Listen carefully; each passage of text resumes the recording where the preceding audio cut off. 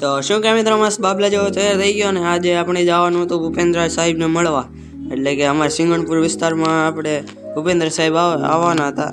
તો આપણે સાયકલ લઈને નીકળી ગયા હતા ભૂપેન્દ્ર સાહેબને મળવા. તો પછી ત્યાં પહોંચી ગયા હતા અને આવું કંઈક માહોલ હતો. તો પછી અહીંયા મસ્ત બાબલા જેવા બધા ઊભા રહી ગયા હતા, મોટા નાના બધા ઊભા રહી ગયા હતા ને ભૂપેન્દ્ર સાહેબ હજી આવ્યા નહોતા. તો આપણે એની રાહ જોઈ રહ્યા હતા. તો પછી અહીંયા મસ્ત ખુરશી ઉપર બેસી ગયા અને સાંભળતા હતા, કંઈક ગાતા હતા. તો તમે આનંદ માણી લ્યો.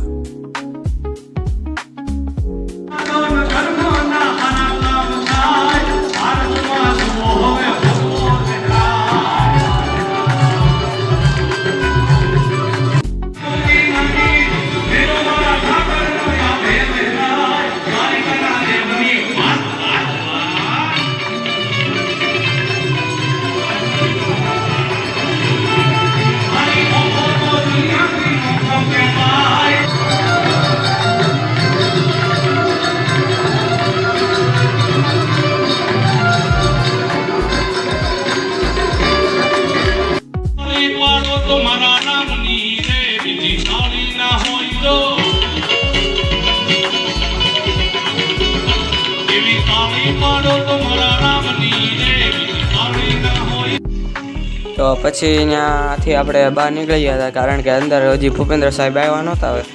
પછી કંટાળો આવી ગયો હતો ને પછી અહીંયા બહાર મસ્ત આવી ગયા હતા ને ક્લિપ ઉતારી નાખી.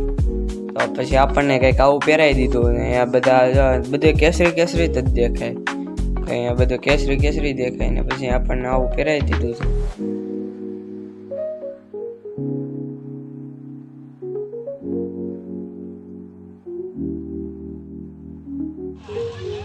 તો પછી ભૂપેન્દ્ર સાહેબ આવી ગયા હતા ને પછી આપણે રીલ્સ ઉતારી નાખી. તો હવે રીલ્સ ઉતારી નાખી હતી ને ભૂપેન્દ્ર સાહેબ આવી ગયા હતા, તેને મળી લીધા હતા. તો મળીને પછી આપણે ઘરે જવાનું હતું.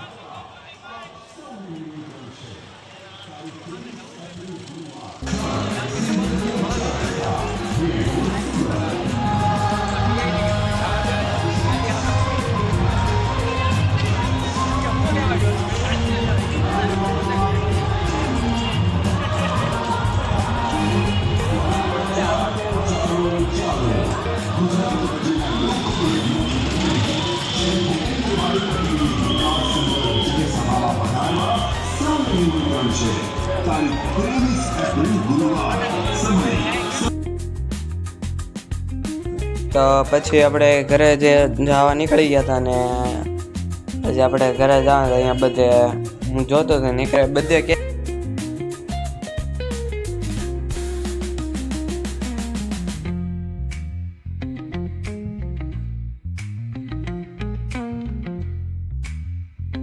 જો અહીંયા બધું ખાલી જ છે. જોવો આગળ જોજો, અંદર કોઈ નહીં હોય, 2-3 જણા જ બેઠા છે ખાલી ને એટલી બધી ખુરશી ખાલી ખોટી.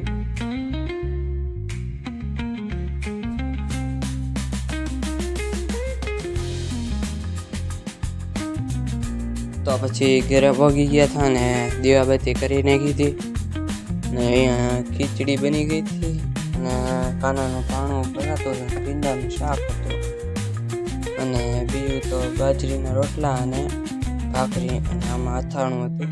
તો આજનો વ્લોગ ગમ્યો હોય તો લાઈક, શેર ને સબસ્ક્રાઈબ કરી નાખજો.